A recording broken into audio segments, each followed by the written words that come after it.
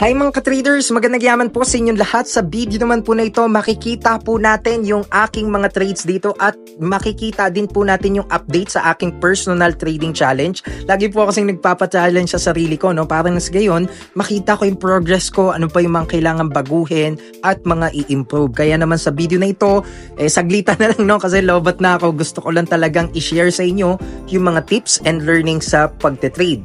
At ngayon, makikita po natin, naka-document po lahat yan, I started, no, na mag-trade at mag-deposit sa Exness ng 10,000 pesos at 11:58 in the morning. Bago lang mag-afternoon, ano na po ngayon, tapos na ako mag-trade. Wala pang 1 oras, okay? So, kaya naman, 10,000 pesos or we started at around 179 US dollars.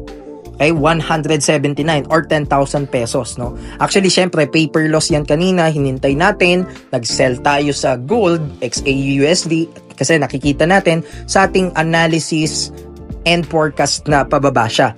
Okay? Ngayon, yung balance natin dito, 209 na, okay? Live na live po yan.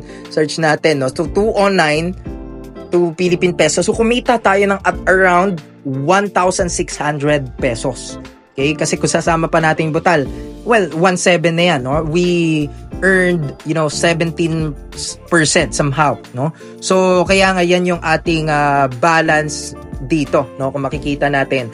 Ngayon, makikita po natin dito, no? Na yan nga, naka-sell short yan. And then, meron po tayo dito, syempre, na strategy. Naka-record po yan, upload na lang natin mamaya. Okay? Meron po yan, no? So, makikita natin dito, pinagko-close ko na lahat yung mga trades na yan. Ayan. Paper loss pa sa dyan no? Paper loss pa. Pero, ayan, no? Paper loss pa ako. Pero, makikita natin dito na unti-unti siyang bumaba, no? At hindi tayo natakot. Siyempre, may proper risk management pa rin naman yan. At makikita natin dito na, ayan na nga, hanggang nag-positive na yung positions po natin.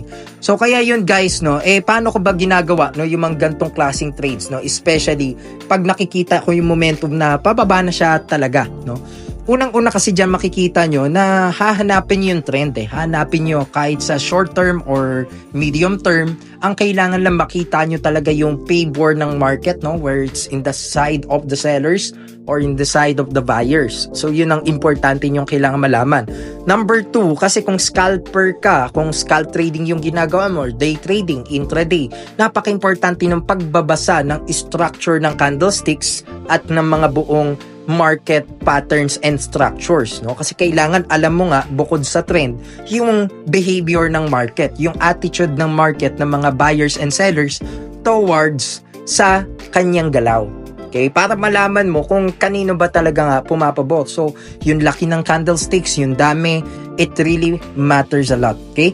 So, kaya naman, no, makikita natin dito, napaka-efficient ng trade ko kasi ang Exness actually, hindi, personally, yan talagang ginagamit ko na sa pagte-trade ngayon.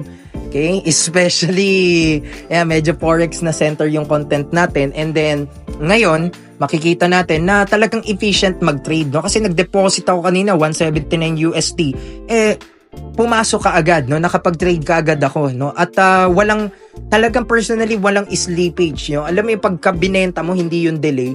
'Di ba? Saka hindi gumagalaw yung presyo ka agad, no? Baka mamaya mag-buy ka, bigla naman bumaba, 'di ba? May mga ganong scenarios, no? It's slippage po ang tawag doon. And then nakakapag-trade ako na maayos dahil definitely wala gaanong spread talaga, no? They offer nga zero spread pa nga Okay? So kaya nga to guys, no? Lobat na ako, yan na, no? Malalobat na. I-charge ko muna to cellphone ko and then mag-withdraw na ako.